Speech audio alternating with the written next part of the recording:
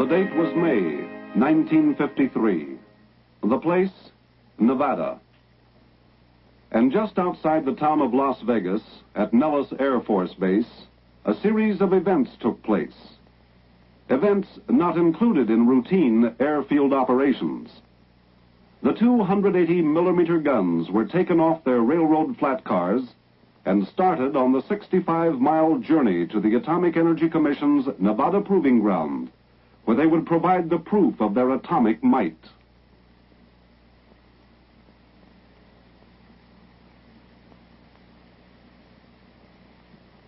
On their way through Las Vegas, the big guns experienced no trouble whatsoever in negotiating the city streets.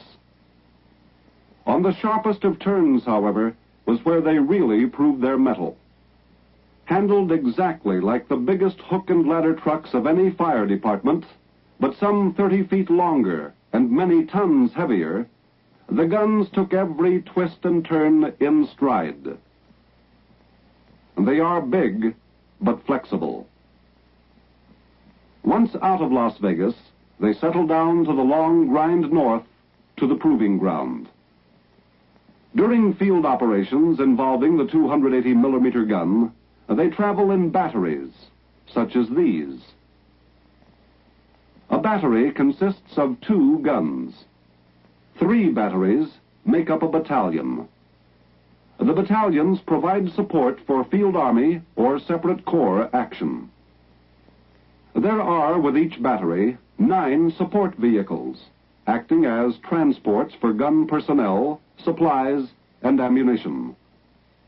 In convoy on hard-topped highways, the guns can travel at 30 miles per hour, and in spite of their road weight of 76 tons, can use the standard Army bridges wherever necessary. 70 miles north of Las Vegas was the turnoff to the firing site. In 1944, when the original design specifications were drawn up, the gun was to have been a 240mm weapon. However, these specifications were soon changed by the rapidly advancing artillery capabilities and the foreshadowing of the atomic age. Instead, were substituted the designs for a 280mm weapon, with not only HE, but atomic firepower. In 1951, the gun was tested as a normal artillery piece at Aberdeen. Needless to say, these tests were successful. All that remained was to check out its other capability, the atomic shell. Even on secondary roads or rough terrain, the guns retain relatively high mobility in spite of the fact that their speeds are lowered to approximately 10 miles per hour. The main reason for this mobility are the prime movers connected to the front and the rear of each weapon. Each prime mover is capable of 365 horsepower. Just one of these cabs has 50% more payload than the largest Western highway truck. For a heavyweight fighter, the big guns are light on their toes. Once at the firing site, the line of fire was given, and the guns were directed to their respective emplacements.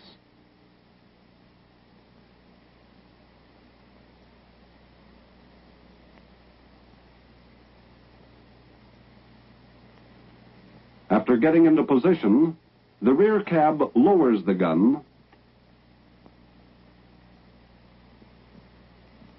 and moves away.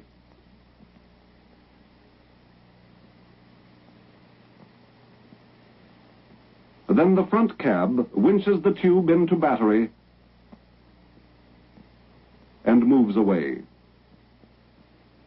Unlike field operations of World War II, these guns need no extensive ground preparations. In most cases, there is no necessity for excavation of any kind. The entire 47-ton weight of the gun itself is balanced by a turntable and 3 jacks to hairbreadth specifications. For the total time to prepare for firing, just 20 minutes.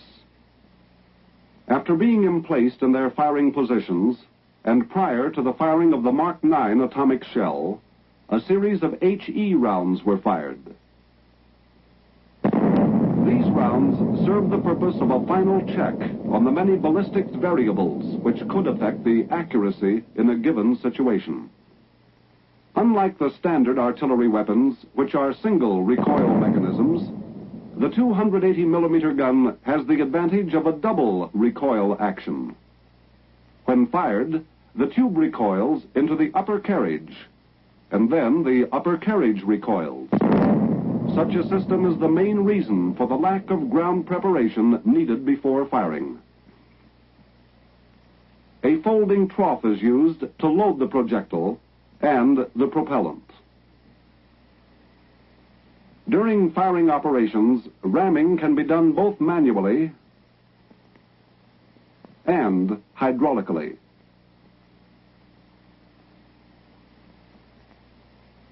The gun is capable of a 360-degree traverse and can go to a maximum elevation of 55 degrees.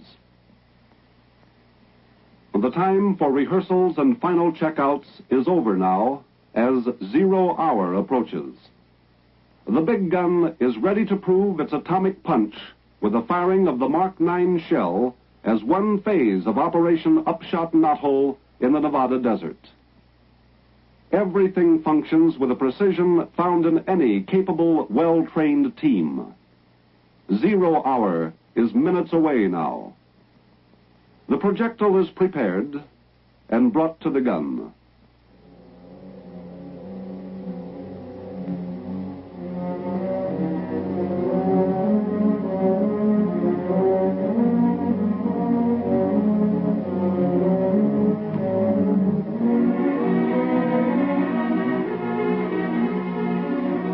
The final correct setting for time of burst is made.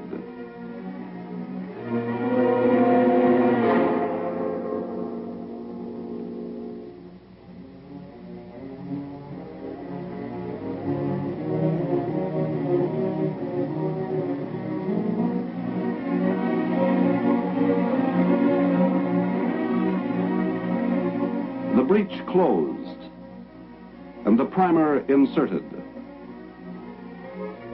Once loaded, the gun's elevation is set with a gunner's quadrant.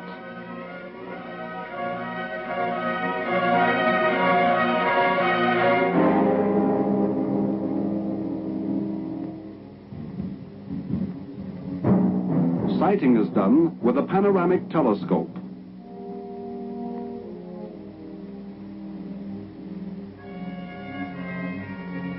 As the last step, the primer is connected and continuity of timing and firing circuits is completed between the control point and the firing site. With everything set now, the gun crew moves back to take positions in slip trenches during firing.